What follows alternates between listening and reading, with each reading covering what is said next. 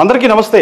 ఈరోజు మనతో ఉన్నారు సోషల్ యాక్టివిస్ట్ కృష్ణకుమారి గారు మనతో ఉన్నారు. మాట్లాడదాం. మేడం నమస్తే. నమస్తే మేడం, ఫస్ట్గా మీకు చిన్న కాంప్లిమెంట్ మేడం. చెప్పండి. ఎందుకంటే వాస్తవంగా హార్ట్ఫుల్గా హానెస్ట్గా ఇచ్చే కాంప్లిమెంట్. పాత సినిమా హీరోయిన్ కృష్ణకుమారి గారు ఎంత famous, social activist Krishnakumari madam గారి మాటలు అంత ఫేమస్. అంతే క్వాలిటీ మేడం. హార్ట్ఫుల్గా చెప్పాం మేడం. ఈ రోజుల్లో మనం చూస్తూ ఉన్నాం మేడం, ఒకప్పుడు మానవ సంబంధాలు కానీ వివాహ సంబంధాలు కానీ చాలా పటిష్టంగా ఉండేవి.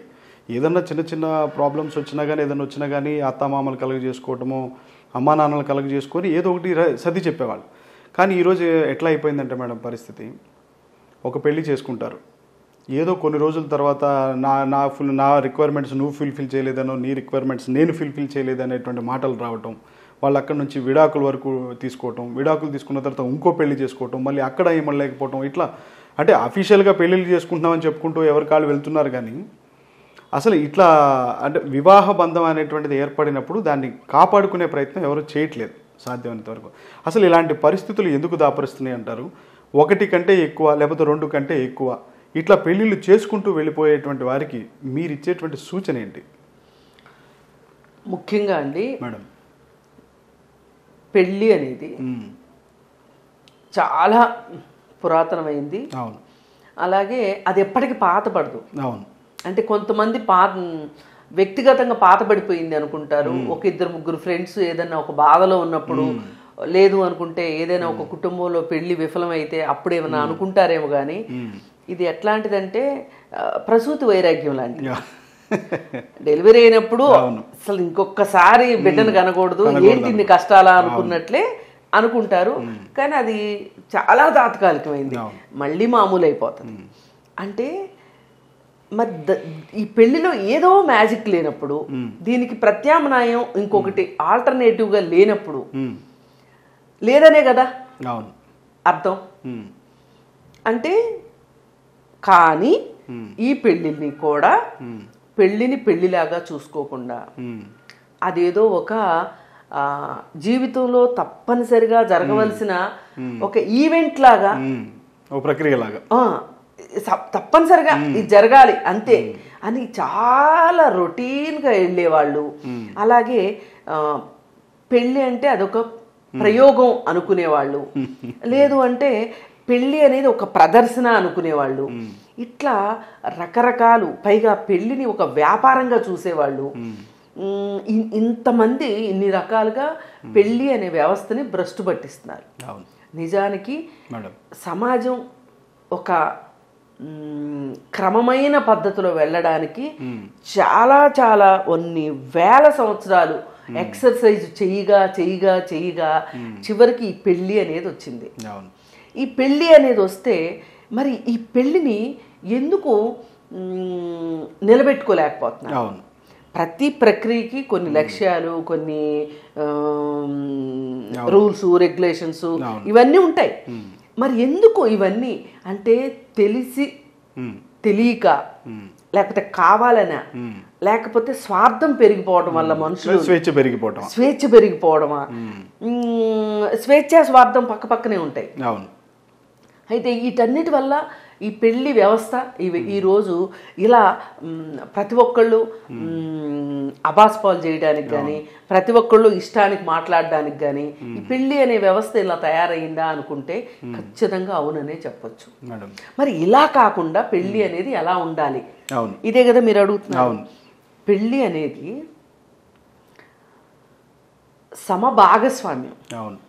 ఇప్పుడు ఇద్దరు మనుషులు కలిసి ఉండేటప్పుడు ఇబ్బందులు ఉంటాయి, ఒక్కొక్కసారి ఓవర్లాప్స్ ఉంటాయి, ఒక్కోసారి అసలు నేను ఒక వ్యక్తిగా ఉన్నానా లేదా అనే ఒక అపనమ్మకం వచ్చేలాగా రెండో వాళ్ళు బిహేవ్ చేస్తారు.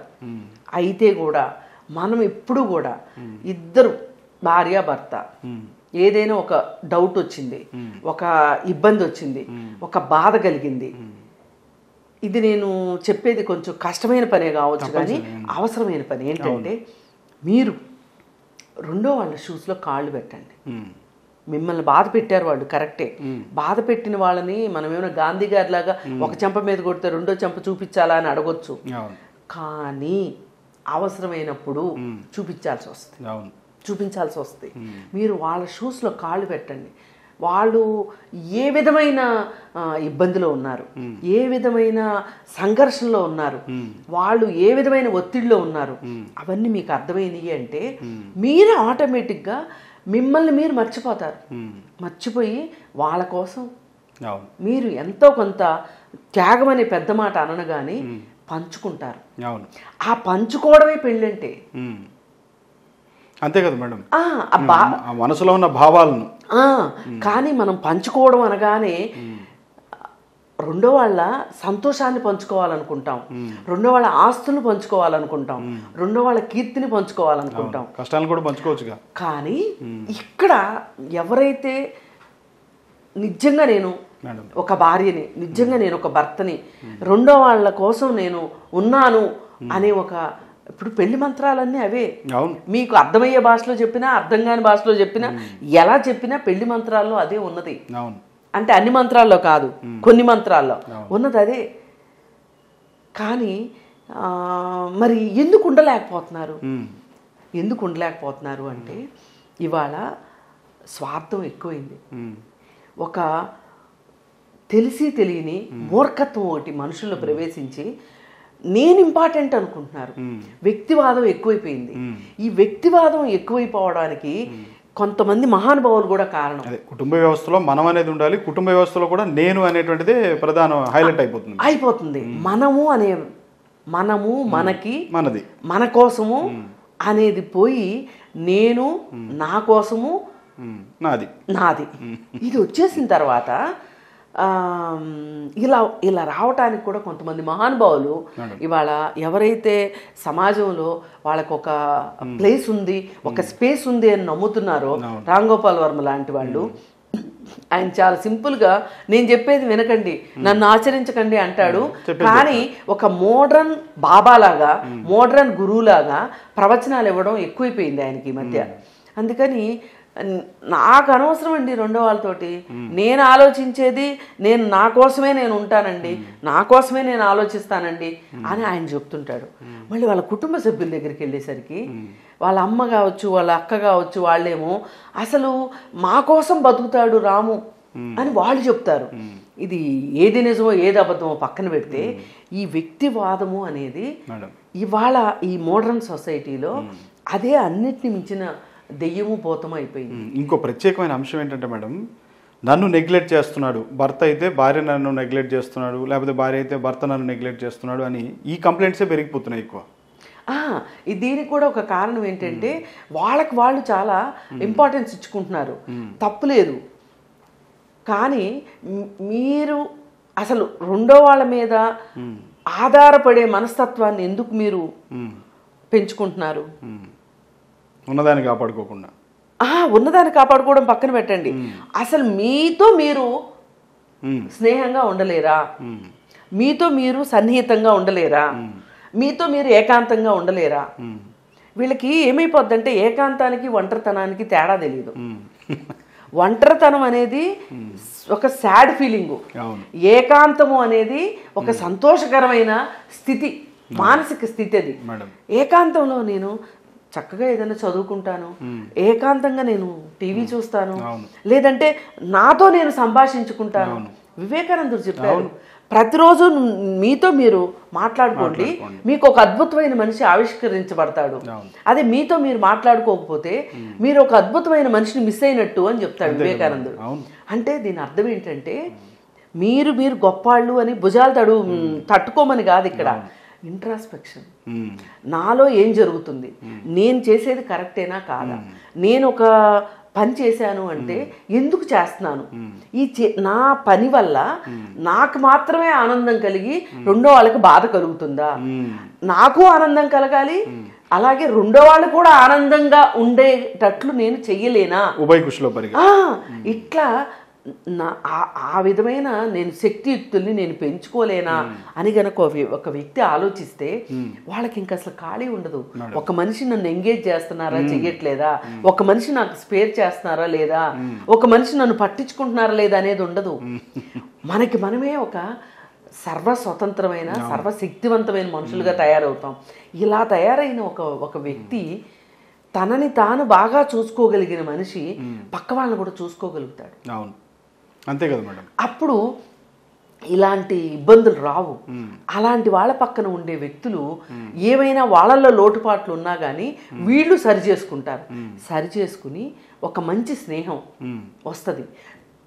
మంచి స్నేహం ఉన్న చోట తర్వాత మంచి దాంపత్యం ఉంటుంది, మంచి కంపానియన్షిప్ ఉంటుంది, ఒక మంచి వాతావరణం ఉంటుంది వాళ్ళ చుట్టూతో. మీరు అడిగారు ఎందుకు ఒక ఇద్దరు వ్యక్తులు భార్యాభర్తలుగా ఎందుకు ఉండలేకపోతున్నారు, ఏమి జరుగుతుంది వీళ్ళ మధ్యలో అంటే ఇలాంటి వాతావరణం లేకపోగా రెండో మనిషి నుంచి నేనేం కోరుకుంటున్నాను అనేది తప్పు కాదు ఎప్పుడు. కానీ నేను ఏ విధంగా కోరుకుంటున్నానో అది నా దగ్గర నుంచి రెండో మనిషి కోరుకుంటే నేను ఒప్పుకుంటున్నానా, నేను సహిస్తున్నానా, నేను రెండో మనిషి నుంచి ఏం కోరుకుంటున్నానో అది నేను ఇవ్వవలసిన పరిస్థితి వచ్చినప్పుడు నేను ఇస్తున్నానా లేదా, ఆత్మపరిశీలన చేసుకోవాలి. ఇది ఉందా లేదా, మన మధ్యలో ఇలాంటి పరిస్థితి ఉందా లేదా అంటే నేను రెండో మనిషితోటి ఎలా ఉన్నా పర్వాలా, కానీ నేను కావాలనుకున్నట్లు రెండో మనిషి నాకు ఉండాలి అని మాత్రమే మనం కోరుకుంటేనే ఇలాంటి సమస్యలన్నీ వస్తాయి. ఈ పెళ్ళి కూడా ఇంతే. పెళ్ళిలో ఒకళ్ళ బలహీనతలు ఉంటాయి, ప్రతి మనిషికి బలహీనతలు లేని మనిషి ఉంటాయి. కానీ నువ్వు ఎప్పుడు బలహీనతల గురించే మాట్లాడావు అనుకోండి, ఆ వ్యక్తికి కొన్ని సామర్థ్యాలు కూడా ఉంటాయి, బలహీనతలే కాదు, అవి మరుగున పడిపోతాయి. ఆ సామర్థ్యాల గురించి నువ్వు మాట్లాడుకోకుండా కేవలం బలహీనతల గురించే మాట్లాడే హక్కు నీకు లేదు. నువ్వెంత గొప్పవాడివైనా, నువ్వెంత బిజినెస్లు చేసి డబ్బు సంపాదించిన వాడివైనా, లేకపోతే నీకు సమాజంలో ఎంత పేరున్నా, నీకు ఎంత గొప్పవాడివైనా నీకు బలహీనతలు ఉంటాయి, బలాలు ఉంటాయి. బలాలు ఉంటాయి. అలాగే ఎదురు మనుషులు కూడా బలాలు బలహీనతలు ఉంటాయని నమ్మి బలాల్ని పైకి తీసుకొచ్చి ఎలివేట్ చేసి తట్టి లేపి వాటిని పెంచి పోషించి బలహీనతల్ని తగ్గించడానికి నువ్వు కానీ ప్రయత్నం చేసావు అంటే అసలు నీ బంధం ఒకరోజు కాకపోతే ఒకరోజైనా రెండో వాళ్ళు నిన్ను అర్థం చేసుకుంటారు. అంతే కదా మేడం.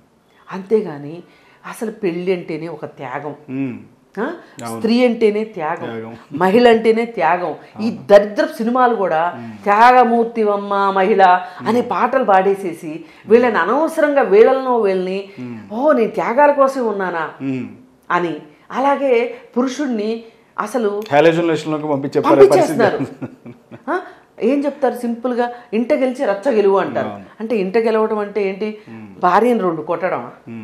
ఇంట గెలవడం అంటే గెలిచినట్ట అంటే నీకు బయట ఉన్న ఫ్రస్ట్రేషన్స్ మొత్తం తీసుకొచ్చి నీ భార్య మీద చూపించేసేసి నీ భార్య వాటన్నిటిని భరించి ఆ చిరునవ్వుతోటి నీకు టీ కప్ ఇవ్వడమేనా దాంపత్యం అంటే? కాదు కదా. అందుకే ఇట్లాంటి ఏదైతే మనం ఈ ఎక్స్పెక్టేషన్స్లో ఈక్వేషన్స్లో తేడా వస్తుందో ఆ వచ్చిన ప్రతిసారి ఏదో ఒక విచ్ఛిన్నకర వాతావరణం ఇంట్లో ఉంటుంది. పైగా దాన్ని బాగు చేసుకుందాము అంటే వీళ్ళు వెళ్ళి మళ్ళీ ఎవరికి చెప్పుకుంటారు? అతనేమో స్నేహితులతో చెప్పుకుంటాడు, ఆమె వెళ్ళేమో తల్లిదండ్రులతో చెప్పుకుంటాడు. తల్లిదండ్రులకి ఏం ఆలోచిస్తారు ఇమ్మీడియట్గా, అసలు మా అమ్మాయిని ఎందుకేనా మేము పెళ్లి చేసింది మా అమ్మాయికి అని ఈ తల్లిదండ్రులని ఆమెకి ఇంకొంచెం నూరిపోస్తారు. అటు స్నేహితుల దగ్గరికి వెళ్తే వాళ్ళ ఇంట్లో ఎలా ఉన్నా కానీ వీడికి ఇచ్చే సలహాలు మట్టుకు చాలా, అసలు నువ్వు ఇలాగే ఉండరా, ఇలా ఉంటేనే మగాడు అనిపించుకుంటాడు అని సలహాలు ఇస్తారు. వీడి ఇంటికి వచ్చి ఇంకొంచెం ఎక్కువ చేస్తాడు, ఇంకొంచెం ఎక్కువ చేస్తాడు. ఆమెంటి వాళ్ళ అమ్మ వాళ్ళతో ఆల్రెడీ ఫోన్లో మాట్లాడేసి ఉంటుంది. ఫోన్లు అసలు ఈ ఫోన్లు ఈ కమ్యూనికేషన్ పెరిగిన తర్వాతనే సమస్యలు కూడా ఎక్కువైనాయి. ఆమె మాట్లాడేస్తుంది వాళ్ళ అమ్మ, ఇట్లా కాదు ఇట్లా మేము లేమా, చదువుకుందానివి, నువ్వు ఉద్యోగం చేసుకుందువు కానీ వచ్చేసాయి డూ అని ఆమె చెప్తుంది. ఇంకా ఆమె ఒక పైమెట్టుకి ఇల్లు ఉంటుంది, ఈయన ఇంకాస్త పైమెట్టుకి ఇల్లు ఉంటాడు. మళ్ళీ వెరసి మళ్ళీ ఇంకొక గొడవ. ఇలా ఇది ఆరని జ్వాలలాగా కుటుంబాల్లో జరిగి ఇదంతా చివరికి దేనికి దారితీస్తే అంటే ఆమెమో నిత్యం సాధించే మనిషిలాగా, ఈయనేమో చాలా బాధలు పడిపోతున్నట్టు, అసలు నేను పెళ్లి చేసుకుంది ఎందుకేనా అని బార్లో కూర్చొని ఏవో తాగేసేసి ఏదో ఒక బలహీన క్షణంలో ఇలాంటి ఇబ్బందుల్లో ఉండే ఇంకొక అమ్మాయి వస్తే ఆ అమ్మాయి ఉద్ధరించే మనిషిలాగా, ఇక్కడ భార్యకి స్వాంతన ఇవ్వలేడు కానీ ఊరందరికీ స్వాంతన ఇస్తాడు ఈయన. ఇలా వేరే వేరే సంబంధాలు అవి ఎంత దూరం వెళ్తాయి అనేది కాసేపు పక్కన పెడితే, అసలు ముందుగా నువ్వు ఎమోషనల్గా ఎవరి దగ్గర కనెక్ట్ అవ్వాలో, ఎవరికి కనెక్ట్ కావాలో వాళ్ళకి కనెక్ట్ కాకుండా వేరే వాళ్ళకి కనెక్ట్ అయిపోతున్నావు అంటేనే నువ్వు ఈ పెళ్లి బంధంలో నువ్వు విఫలం అవటం మొదలైంది. ఇంకా ఈ విఫలం అవటం అది బీటలు వారటం అంటారు. అది ఇంకాస్త దూరం వెళ్ళి అది ఏదో ఒకసారి ఈయన గారి ఫోనుల్లో ఏవో ఒక మెసేజ్లు ఆవిడ గారు చూసేసి అక్కడి నుంచి ఇంకో కొత్త యుద్ధానికి తెరలేపి ఇది ఇక మన టీవీ సీరియల్ లెవెల్లో సాగుతూ ఉంటది అనమాట. ఎవరికి వాళ్ళు రెండో వాళ్లే ఈ సమస్యలన్నిటికీ కారణం అనుకుంటారు.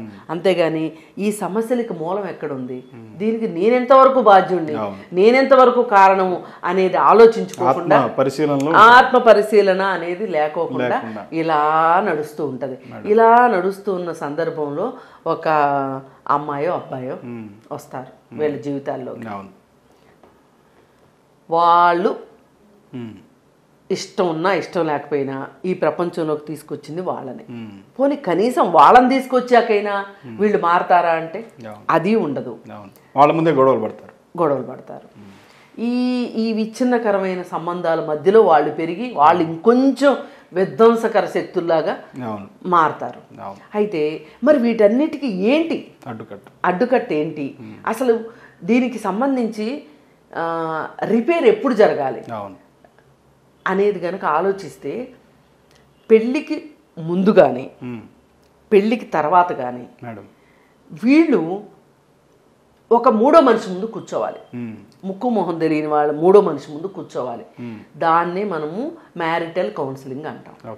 ప్రీ మ్యారిటల్ కావచ్చు, పోస్ట్ మ్యారిటల్ కావచ్చు, ఎప్పుడైనా సరే అసలు ఈ బంధంలోకి నేను వెళ్ళబోతున్నాను, ఈ బంధంలో ఉండగలిగే పరిస్థితి కెపాసిటీస్ నాకు ఉన్నాయా, సామర్థ్యాలు ఉన్నాయా లేదా, నేను ఆ విధమైన అలా రెండో వాళ్ళ ఎక్స్పెక్టేషన్స్కి తగ్గట్టు నేను ఉండగలనా లేదా, ఆ ఉండగలిగే కెపాసిటీ నా దగ్గర ఉందా లేదా అని అమ్మాయి కానీ అబ్బాయి కానీ వాళ్ళని వాళ్ళు పరిశీలించుకుని వాళ్ళకి వాళ్ళు అర్థం చేసుకుని ఒక నిర్ణయానికి రావడానికి ముందు ఒక ఎక్సర్సైజ్ జరగాలి. కానీ దురదృష్టవశాత్తు మన దగ్గర జరుగుతున్న ఎక్సర్సైజ్ అమ్మాయి బయటకే వెళ్ళదండి, మేము బయటకే పంపించమండి, సురభి నాటకాలు పక్కన పెట్టండి, సురభి నాటకాలు కాదు. కానీ అసలు వీళ్ళు ముందు ఈ మాదిరి ఎక్సర్సైజ్ చేస్తే, కౌన్సిలింగ్ ప్రీ మ్యారిటల్ కౌన్సిలింగ్ అంటే ఈ అమ్మాయి ఇంట్రెస్ట్లు ఒక రకంగా ఉన్నాయి, ఈ అబ్బాయి ఇంట్రెస్ట్లు ఒక రకంగా ఉన్నాయి, ఈ రెండింటిని ఒక చోటకు వచ్చి మ్యాచ్ చెయ్యటం కష్టము అనుకుంటే గనక ఆ పెళ్ళికి క్యాన్సిల్ చేసుకోవడం కరెక్ట్.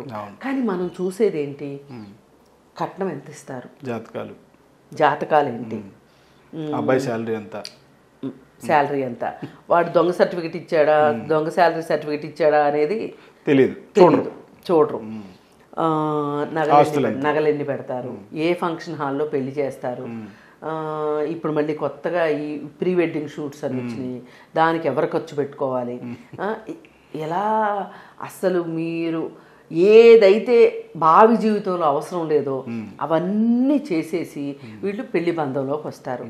వచ్చిన తర్వాత వీటన్నిటి ఎఫెక్టు అది చాలా ఖరీదైన వ్యవహారం. అంతే కదా మేడం. ఆ ఖరీదైన వ్యవహారం తాలూకు వీళ్ళకి శక్తి ఉందో లేదో, బ్యాంక్ బ్యాలెన్స్ నుంచి ఖర్చు పెట్టారో లేదో, అప్పులు చేసి ఖర్చు పెట్టారో లేదో, చేసిన వాళ్ళకి తప్పితే రెండో వాళ్ళకి అర్థం కాదు. అది అర్థం కాక వీళ్ళు ఇవన్నీ చేసేసి ఈ పెళ్లి మీద మేము ఇంత ఇన్వెస్ట్ చేసాం, ఒక పెళ్లి మీద ఇన్వెస్ట్ చేయాల్సింది ఏంటి?